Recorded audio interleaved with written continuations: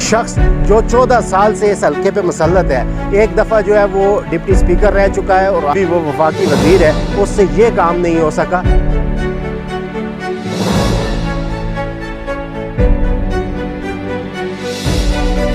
بسم اللہ الرحمن الرحیم۔ السلام علیکم ناظرین، میں ہوں آپ کا میزبان نعیم اوان۔ ناظرین، جیسی بارش ہوتی ہے تو بارش کے بعد یہاں کی بجلی کاٹ دی جاتی ہے، جس کے بعد جو ہے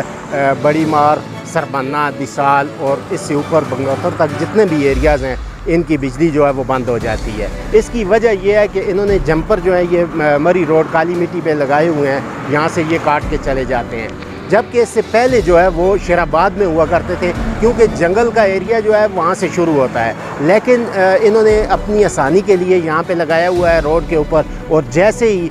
چند بوندیں بارش کی پڑتی ہیں تو یہ اس کو یہاں سے کاٹ کے چلے جاتے ہیں، اور یہ پورا علاقہ جو ہے یونین کونسل سربنا اور یونین کونسل بنگوتر، بانڈی میرا اور یہ جتنے بھی علاقے ہیں دیگر مضافات ہیں تاریکی میں ڈوب جاتے ہیں۔ اس کا جو سب سے بڑا انعام یہ دیا ہے مرتضیٰ جوید عباسی صاحب نے، کیونکہ یہ 14 سال سے تقریباً یہ ہمارے اوپر مسلط ہیں، اور انہوں نے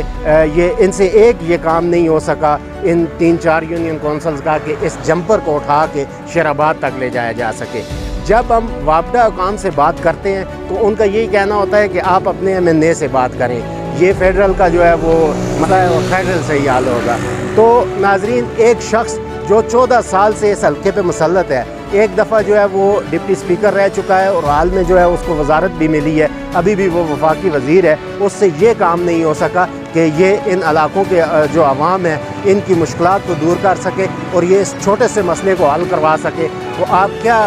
توقع رکھ سکتے ہیں کہ یہ شخص آگے جا کر دوبارہ الیکشن میں جیت کر آپ کے جو بڑے مسائل ہیں ان کو حل کر سکے گا؟ مزید معلوماتی ویڈیوز اور تازہ ترین اپڈیٹس کے لیے ہمیں YouTube پر سبسکرائب اور Facebook پر فالو کریں۔